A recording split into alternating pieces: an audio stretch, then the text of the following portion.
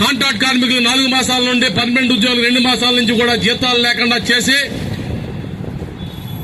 ప్రభుత్వం పైశాచిక ఆనందం పొందుతూ ఉంటే దాన్ని ప్రశ్నించలేని పరిస్థితుల్లో మనం ఉన్నామా?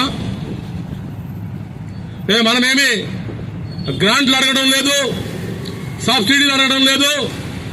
రాత్రి లక్షల కోట్ల రూపాయలు కొట్టేసి, వేల కోట్ల రూపాయలు కొట్టేసి బ్యాంకులకు ఎగ్గొట్టి ఆదానీలు, అంబానీలు పెద్ద పెద్ద వాళ్ళు అవుతుంటే వాళ్ళకి ఆసరా ఇస్తా ఉంది ఈ ప్రభుత్వం. పని చేసిన దానికి కూలి కూడా ఇవ్వకుండా మళ్ళీ ఇబ్బంది పెడతా ఉంది. ఇది సమంజసమా అని చెప్పేసి ప్రశ్నిస్తా ఉన్నాం. అట్లాగే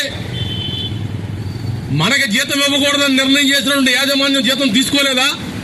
వారు 18 నెలలు కూడా 1వ తారీఖు జీతం తీసుకుంటా ఉన్నారు. ఢిల్లీలో కూర్చున్న స్టీల్ మంత్రిత్వ శాఖ జీతం తీసుకోలేదా? వారు జీతం తీసుకున్నారు 31వ తారీఖుకే. మరి మనమేం పాపం చేసాం మన జీతాలు ఇవ్వకపోవడానికి?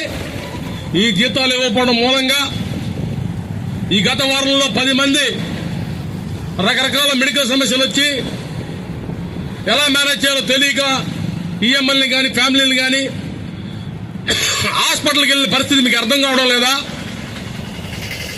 ఇందులో ఎవరన్నా కాని పరిస్థితి వచ్చి ఒక ఎంప్లాయీ ఏదైనా సరే, ఒక ఉద్యోగి ఏదైనా చేసుకుంటే దానికి ప్రభుత్వం బాధ్యత వహిస్తుందా, యాజమాన్యం బాధ్యత వస్తుందని చెప్పి అడుగుతా ఉన్నాం. 750 కోట్ల రూపాయలు గడిచిన 20 రోజుల్లో డిపాజిట్లు వేసుకున్నారు. కరెంట్ అకౌంట్ లో 300 కోట్లు ఉన్నాయి. 1050 కోట్ల రూపాయలు మీ దగ్గర పెట్టుకుని రోజు ఉత్పత్తులు అమ్ముతూ ప్రభుత్వానికి పన్నులు కడతారు, బ్యాంకులు వడ్డీలు కడతారు, రైల్వే డబ్బులు కడతా ఉన్నారు, మీకు కావాల్సిన సౌకర్యాన్ని చేస్తా ఉన్నారు. కానీ కష్టపడిన కూలి చేసినటువంటి కార్మికుడికి జీతం ఇవ్వకపోతే చూస్తూ ఊరుకుంటాం అనుకుంటున్నారా? రాబోయే కాలంలో మీ బంగ్లాలని, మీ బిల్డింగుల్ని, మీరు ప్లాంట్లు ఎక్కడ కనపడితే అక్కడ అడ్డుకునే పరిస్థితి కూడా వస్తుంది. అలాంటి పరిస్థితి తెచ్చుకోవద్దని చెప్పేసి మీకు హెచ్చరిక చేస్తా ఉన్నాం. రెండో పక్క నిన్న రాష్ట్ర అసెంబ్లీలో